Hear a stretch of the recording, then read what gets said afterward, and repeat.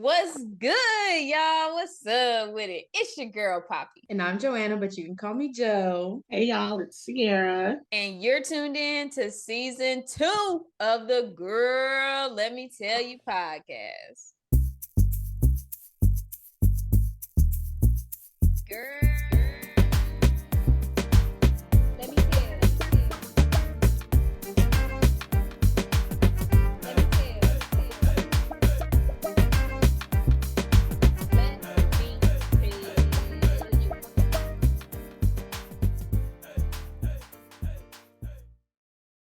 Okay. I can't believe that we're back for season 2. This is actually so crazy. I'm really excited that we finally get to start back doing this. But it's February, which means Black History Month. Love that for us. So, in the spirit of all things Black and just celebrating Blackness, question of the day: what is your favorite thing that Black people do that only we understand? I am ready for this question. My favorite thing is how Black people can communicate with just sounds, no words, and you just know what they're saying. That is like icing on the cake for me. That's my favorite thing that Black people do. Just because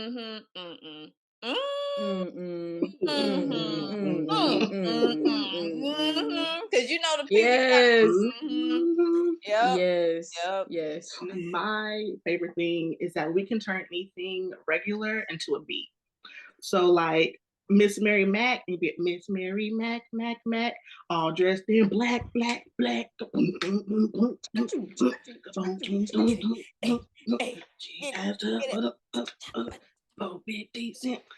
Favorite thing. I love it.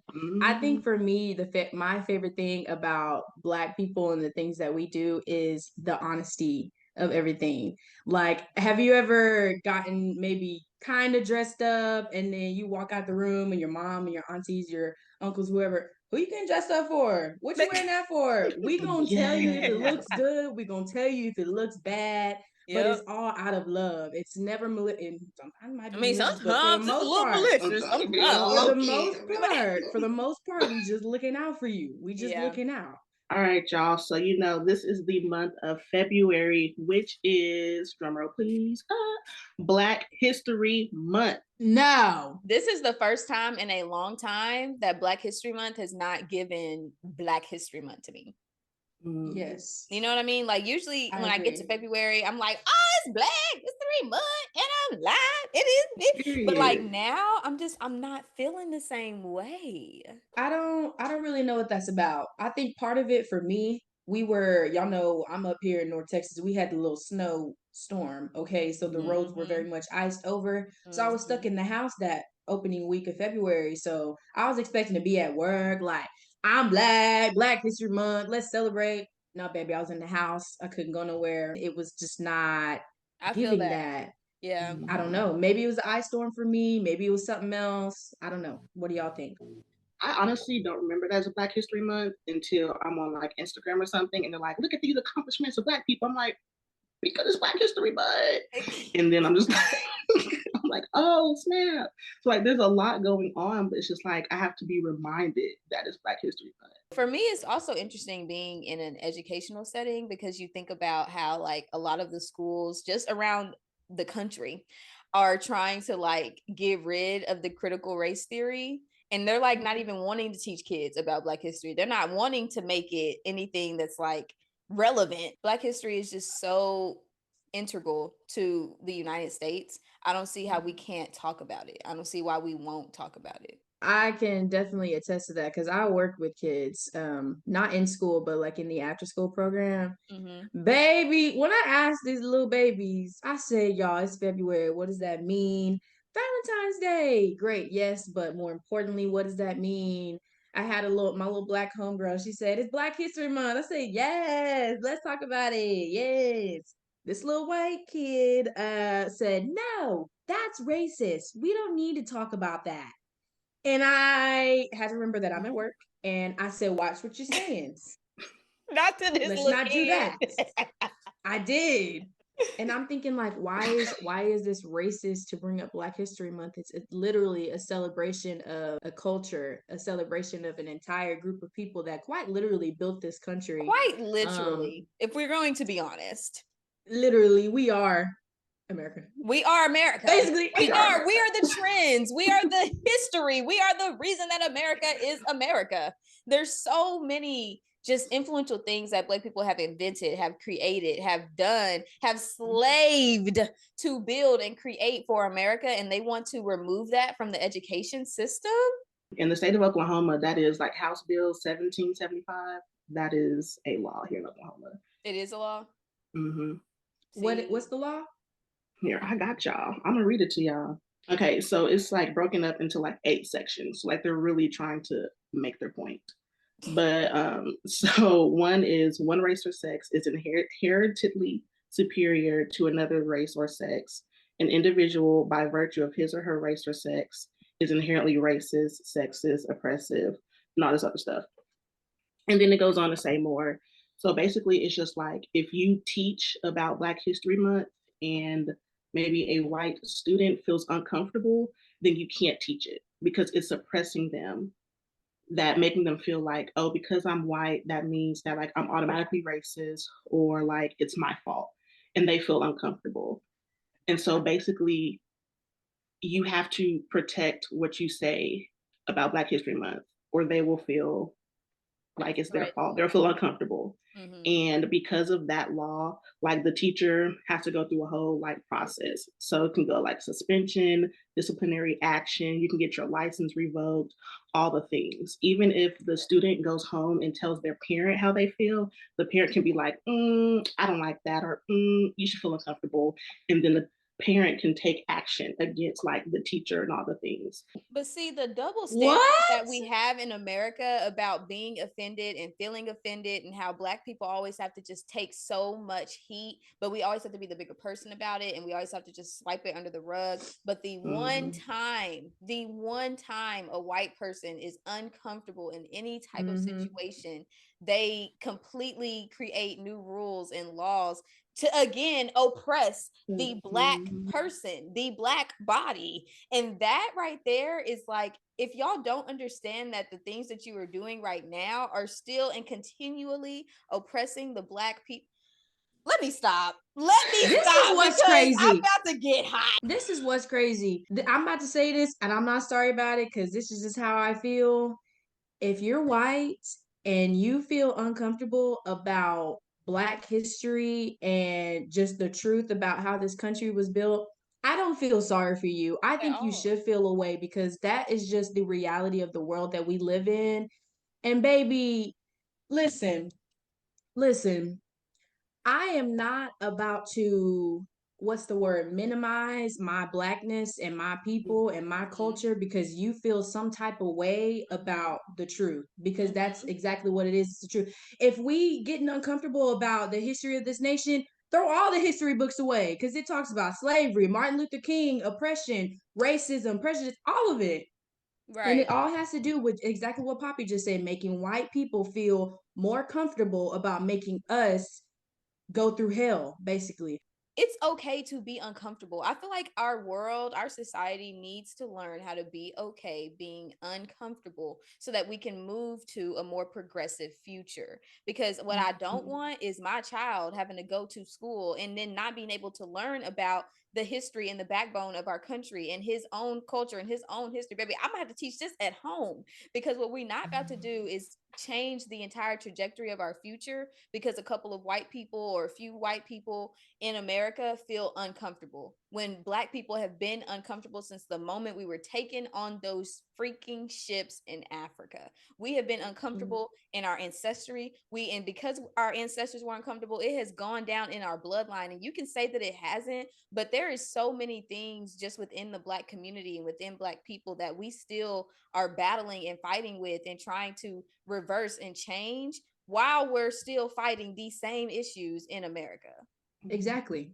Just look at like media representation. It was either on Twitter or Instagram. One of them had me all the way messed up, because apparently in either Disneyland or Disney World, they hired a new Princess Tiana, And baby, this is not Princess Tiana. This is like Princess Jessica or something, because she's very much white. It is a white woman in yes, yes, yes. Should I find it? Should I find it? Y'all haven't seen it? And not to mention, I don't know if y'all have ever seen the movie Wreck-It Ralph. Yeah. When it came out in 2018, something like that. There was a second part of the movie, or like a second Wreck-It Ralph 2, where they brought back all the Disney princesses. And there was a whole ordeal about how they had whitewashed Princess Tiana. Because, you know, in the original movie, she had all her black features, you know, beautiful skin, curly hair, you know, everything. Baby, when this Wreck-It Ralph movie came out, she looked like me. Light skin, skinny nose. Bro, I'm gonna have to go back she and had watch because I do not remember this. Yes, they had completely whitewashed her. I kid you not. Wow. I kid you not. You know, one thing I will say for sure is that Disney is doing a good job in trying to put Black stories and Black people kind of at the forefront, with The Little Mermaid being played by Halle Bailey. Okay. So I'm excited for that. It should have came out during Black History Month. You know what I'm talking about? But we'll wait for a couple of months. But I think that's gonna be really cool and really interesting for just kids to see themselves, especially in like a big ticket Disney movie. Yeah. Like yeah, I love that that's happening. I'm really excited about that, and it kind of gives me some hope, I guess I would say. And like in terms of how media is going to start representing Black women and just Black people in general. Just to be able to see that sort of support, that kind of allyship from this like mega corporation like Disney, I think it gives me something to look forward to for, you know, me having kids and them being able to see her and feeling represented. I saw a lot of TikToks of like little Black girls reacting to the Little Mermaid being Black, and I was like, so sweet. yes. I was like, oh my God, yes. I live for that. And even like white kids too, and their white parents teaching them, you know, why it's important to support Black, not even just Black people, but just like minorities in general. And just teaching them a lot about allyship and what that looks like. I want to read the definition of allyship, though. I brought it up. I pulled it up so we could get into this gig to make sure that we know what we're talking about. Allyship, for those that don't know, is the active support for the rights of a minority or marginalized group without being a member of it. So when we're talking about allyship in terms of Black people specifically, since this is Black History Month and we're specializing in Blackness, I want to know y'all's thoughts on what allyship means to you and how you feel like you've seen that manifest, or have you not seen it manifest in your life with your white friends or counterparts? There we go. Okay. Man, I honestly don't know. Allyship and friendship is such an interesting topic because I have a couple of white friends, but when they try to be an ally, that's when the dynamic gets a little weird, because I feel like they're really trying to like they're like overcompensating for the things that are happening. You know what I mean? When it's just like, I just need you to be you. Yeah, mine's most like literally the same. Like, I just want an ally to be aware. Like, you don't always have to do the most to be like, oh, like, be aware that there's injustices, and like when it's time to stand for something wrong or injustice, things like that, like, stand with us. Like, don't be oblivious. Don't act like, well, they should have or they should, you know, like, just be like, okay, that was wrong, and I'm going to stand with, you know, Black people, Black counterparts, all the things, and, you know, fight for what's right. Yeah. And I will say this too. Sometimes I feel like I can see the intent behind the over support, if that's the best way I can put it. I can see the intent. I can tell when it's genuine, when you're trying to make me feel like you can empathize with me. Right. So I see it there, but there does come a point when it feels like a performance. Because when you're with me, you can perform and you can play in my face. But what happens when I'm not there? Do you stick up for me when other people talk about the way that I look, or the way that my friends look, or my family looks, or how my kids might look? Like, do you stick up for me? Do you buy into it? Or do you not say anything at all? Because sometimes silence can be worse. Honestly, not saying anything, that can hurt a lot deeper for me. So I think what we can discuss how do y'all think that we can kind of paint the picture for our white friends or our white counterparts? Like, do you think there is a balance? Will there ever be a balance between being an ally and being a friend? Can you be both? Does that even exist because of the gray area that comes with just existing in this world? When I was in college, I had a friend group of people. Most of us were Black. And there was one girl in the group who was not. She was the best ally I think I have ever experienced in my life. She knew about the laws. She knew about the racism. She would come and educate us about stuff that was going on in society. We'd be like, dang, girl, Wow. you keeping up with it? But it wasn't in a way that was like, I'm telling you because you need to know. It wasn't in some type of like, I want to be better. I need to know this. It was in a, hey, I seen this happen in the community and I want to support you. I want to help you. She would always show up to any type of events that we would have. She would show up, she would support, and she would really just be there. And so I think, but in the reality of things, I don't know if we were ever really friends, if that makes sense. I don't know if I ever if we were real life friends or if she was like, I'm an ally. And so for me, that's where the gray area comes in, because people can be really great allies and you don't ever have to be friends with them. You know what I mean? And then you can have friends that don't know how to be an ally. And it's just like they're living in their own world, but me and them are cool. So I think it's really a big gray area for me. But I have experienced a relationship with someone who was a really great ally, a really great advocate, and just a really great supporter in general. And I appreciate people like that who can just do that out of the genuineness of their heart. That's so interesting. That's good. Yeah. And that is interesting. I feel like for me, like a friend is someone that like actually sees me as a person, that knows more than that I'm just like a Black woman, but like they know more about me. And I feel like an ally is just someone that's like, you're a Black person, we have to fight for rights and for freedom and this, that, and the other, and change this law and change that ice cream and just all the things. Just like, okay, like thanks, but like I'm a person as well who is a Black woman. And so I just think that a friend is like, I see you, allies like, let's change these laws. So are we implying that the two can't coexist? I think they can. They can. You think they can? Yeah. I think that they can too. Have I seen that in myself? No. I've seen it in other people's relationships but from the outside looking in, it looks like a performance. Oh, I gotta help this little Black boy. Let's do all these things for him. Let's buy him this, or let's buy, not even her. It's mainly like the young Black boys that it happens to. Like, I gotta support him and support his family, and then I'm gonna make a post about why I love and support Black people. They just trying to make The Blind Side a real story for them. That's what they trying to do. That's what they trying to do. Listen, it's like actually manifesting in real life, and that's why I think they can coexist. I want to believe that they can coexist, but I just haven't seen that for myself. And you know what's so funny? I have seen instances where white people will be friends with Black people for a certain amount of time or whatever, but be like just the best ally ever. They're in the Black meetings, they're in the NAACP, they're in these things, and they're making change and progress and da da da da. But then the friendships with Black people never really stick.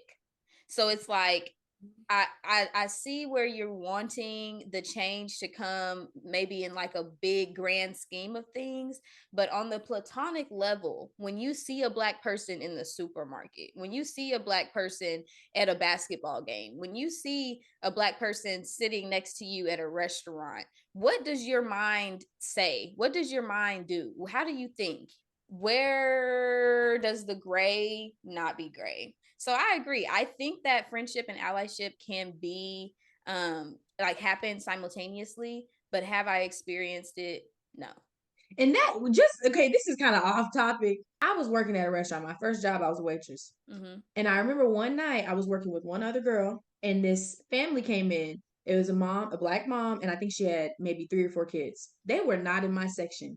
I had the left side, somebody else had the middle, she had the right side by the door. She looks over, makes this face, looks at me and says, "Can you please take them?" And I'm thinking, I'm gonna get this money.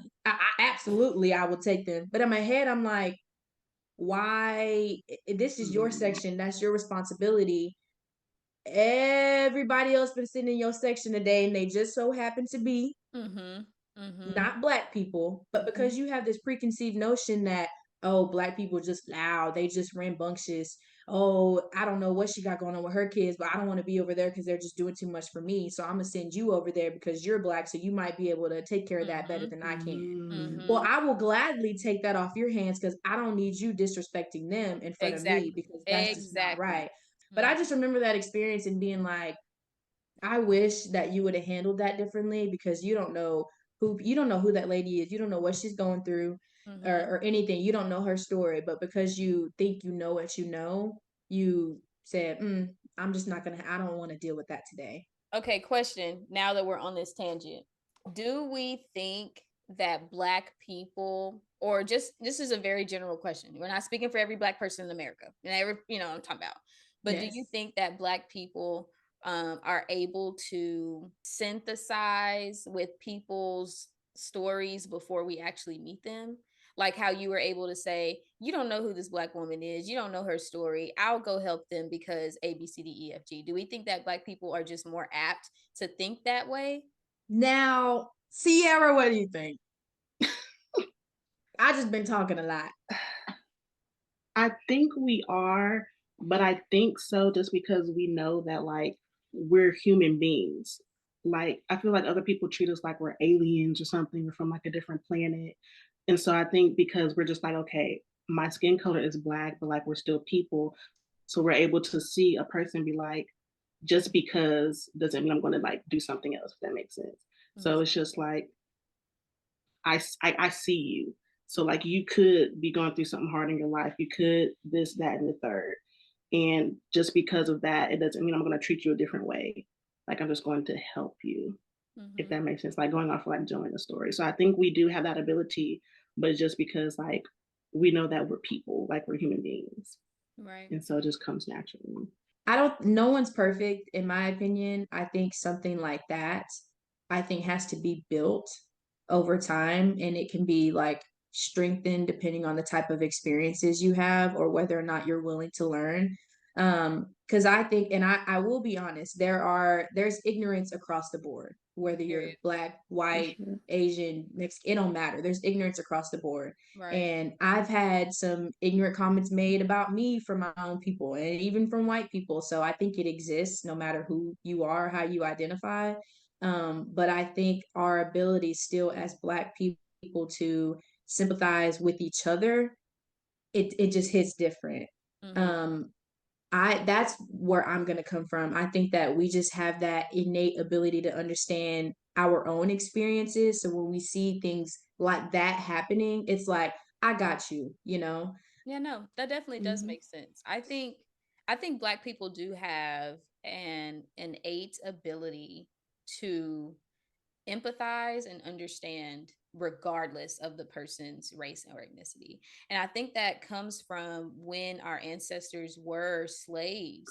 We were slaves and we were beaten and we were bruised, but we were still able to say, oh, massa is going through a lot right now, even when they were still ridiculing and treating us like trash. But I do think that Black people just in general have an innate ability to understand people and to see past just what we see when we initially meet someone. A lot of the times, just me, I would speak for myself. I automatically see myself in other people, and I don't see it in a way that's like, oh, like they're white. I see myself like no, I see myself in them because all of us in the world have similar experiences, just a different perspective. You know what I mean? And so I think it's so important for us to really kind of take a step or take a pause when we are experiencing different things with people and to say, you know what? Let me try to not let my ignorance overtake this situation because everybody, like Joanna said, everybody has their own ignorances, biases, prejudices. But I think if we can just consciously decide to work past our ignorances or work through them, then we could come to a better and a more progressive world, and where we can understand and accept other people. In my opinion, because this is something that's just kind of how the world operates and how it exists, there will just never be a balance. And that is just what saddens me. I feel like we can never, I feel like we can never truly get to that point, white, black, Asian, whatever, where we just see people for who they are and the world is just fine and dandy, lollipops and rainbows. I agree. Because as great as that would be, that's just not our reality, and it just sucks. Well, that's why I always say we could be more progressive. We could be more understanding, because I don't think there's ever going to be an equal balance, but I do think that we can move towards a more understanding world. We're talking about creating a balance and being more progressive, but there's still like things that we buy into, even if it's like jokingly. Like, for example, every time Black History Month comes around, I always see a tweet: if you white, cash at me $10 right now. Okay. And then I might retweet it because it's funny, but then somebody could see it and be like, dang, is that how you really feel? Like, no, they're not gonna really cash at me. No, they're not gonna really they're not gonna really cash at me $10. But it's like just the little things that we might still buy into while still wanting there to be some sort of like progressiveness, and I understand you and you understand me, even though we're not the same. Does that make sense? Yeah, that makes sense. I hear you. I mean, I think there's cultural differences, like with the tweet, with the joke. I mean, there's cultural differences. So stuff is just going to be funny. Like, I'm not going to stop, like, being culturally different. Like, it's just going to be what it is. Like, I'll explain it to you, maybe, but that's what's going to be what it is. But, like, when it gets to, like, superior, like, all the white people bow down to me type of thing, like, I'm better, like, this, that, and the other. Like, I think that's, like, completely wrong, because just, like, well, that's why, we mad at the white people, type of thing. You're like, that's how this whole thing kind of happened. One race thought they were better than the other, or ethnic, however we want it. But what? Yeah. I'm sorry. I didn't get any of that. This is exactly what I heard, and I quote, end quote. Really? Because I thought I did good. I was like, oh, I said that so fast. No, ma'am. You did not. She said, I said, what? And we're going to tell you we didn't understand it. That's the honesty. See, sometimes when we talk fast, we can understand each other. But there's other times when we got to break it down 1, 2, 3, run it back one more time from the top. Right. But I was just saying that all to say is because I do see some things on both ends of the spectrum where it may be like a little jokey joke, and then it may be like Sierra said, Black people are superior. And I'm like, where do we draw the line? Like, where do we create the balance? Like, yes, cash at me $10 if you white, because it's Black History Month, period. But also, I'm not gonna like buy into the whole idea that Black is better, like than any other race, because it's not. I think everyone is equal, but also at the same time, like there has to be some sort of balance, because it can't all just be a joke, and it can't all just be, this is the facts, you know what I'm saying? So, because at one point it just becomes more about how you feel than less about like what's truth. I like that, girl. That's a good note to end on, because that's the truth right there. I like that a lot. And I love this conversation. Every time we come together on the Girl, Let Me Tell You podcast, it hits different. But I appreciate y'all so much for coming on this podcast, coming on this episode, and just really sharing your heart and sharing your mind. Because for us, that means a lot. And to have this platform means a lot. So I just want to say thank you guys again. And y'all know it's time to get into game time. Y'all know we play a game. Every episode of Girl, Let Me Tell You podcast is game time. Exactly. Okay. And so in the light of Black History Month, in the light of Black Power, we are going to be playing the game called Black Card Revoked. Okay. And let me tell y'all how that goes. So it's going to be not my country. It's going to be. Not my country accent coming out. It's gonna be, baby. It's gonna be, baby. It's gonna be, beat. Get it, hey, beat. Get it. Okay. There's the beat that we talked about in the beginning. Everything's a song. Everything. Anything is a song. Everything. It's called flavor. Question number 1. Who has better biscuits? Is it A, Red Lobster, B, Popeyes, C, KFC, or D, Bojangles? And this is majority rules. Who has better biscuits? What is Bojangles? I ain't never been to Bojangles. Girl, me either. So we can eliminate that one.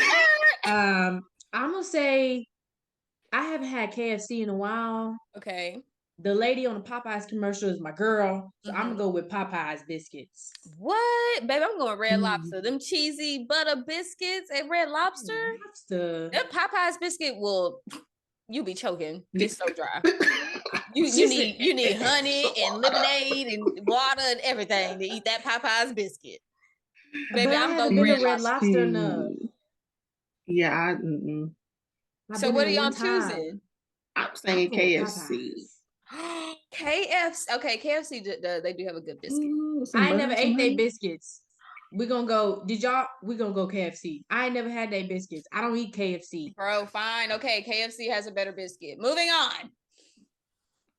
I really wanted y'all to choose Red Lobster. I cannot believe I really want y'all to choose Popeyes. Popeyes dry. Bitch, girl, you almost had me cuss. This is a multiple choice, so Joanna, Sierra, be prepared. If you mix Negro and Creole, what do you that Texas baby, like my baby had nice style. What was those lyrics? Woo! That's Beyonce, babe. Okay. Sierra didn't know it, Joanna. So thank you for giving her the answer. Oh, well. Like, I knew the mixes, but I didn't know the next lyrics. When she said Texas Bama, then I was like, Texas Bama, because that's all I knew. Woo! All right, another majority rules. Y'all ready? Yes. Majority rules. What is the best music movie of all time? A, The 5 Heartbeats. B, Dreamgirls. C, The Temptations. Or D, Purple Rain. Majority rules. I'm in between Dreamgirls and Temptations. Same. Listen. Same. We'll make you happy. Yeah. We get dreamgirls. Got me a Cadillac. Got me a Cadillac car. Ooh. Listen, baby, Eddie Murphy. Bro, I think I'm with Dreamgirls. I'm with Dreamgirls. I know the whole soundtrack. I'm with Dreamgirls. But the way through my window, I watch her as she passes by. Oh yeah, bro. Dreamgirls has Jennifer Hudson, Beyonce, Jamie Foxx, and oh my God, Princess and the Frog. Anika Nani Rose, baby, put some respect. Listen, but we are talking about Motown.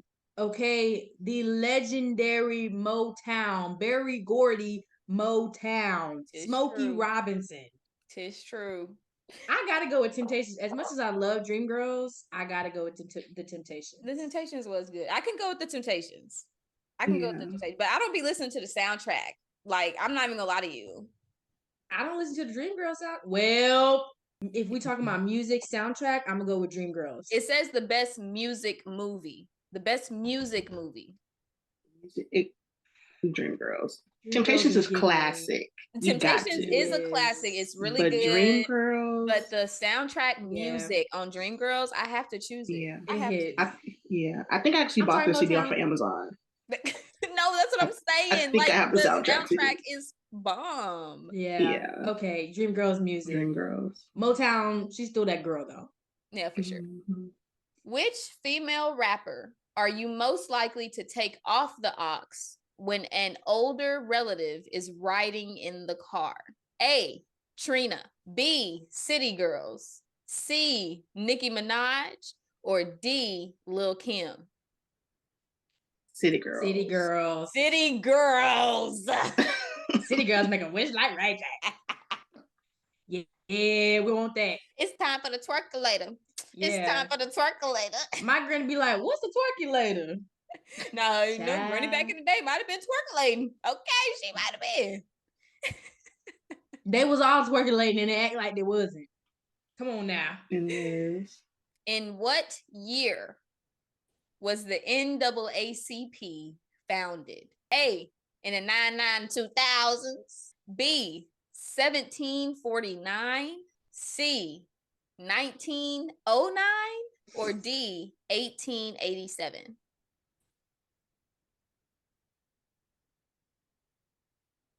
Why they put that 1700 something on there? Like we just had all the connections back then. I'm gonna say 1909 because that sounds closer to when things started kind of almost not really moving around. I want to say the 18 one, but let's say the 18. Okay. Joanna, are you keeping your answer? I'm keeping my answer. Okay. The NAACP was founded in 1909. Period. Process of elimination. Some things just don't make sense. Well, that's good, y'all. That's the end of the game. I know that's right. We did good. We did really good. Well, all right, y'all. That's the end of our episode today. To Joanna and Sierra, thank you both so much for joining me on this podcast and chatting with me today. To all the listeners and watchers out there, we appreciate you so much more than you know. And yes, y'all, you know, the conversation does not stop here. But in the meantime, like us on Facebook and follow us on Instagram. And our episodes release bi-weekly on Fridays at noon. And of course, you know, you can always tune in on Spotify, Apple Podcasts, pretty much anywhere you get your podcast. And don't forget to subscribe to our YouTube channel at Girl, Lemme Tell You Podcast. Thank y'all so much for tuning in. Again, happy Black History Month. And we will see y'all next time on Girl, Let me tell you.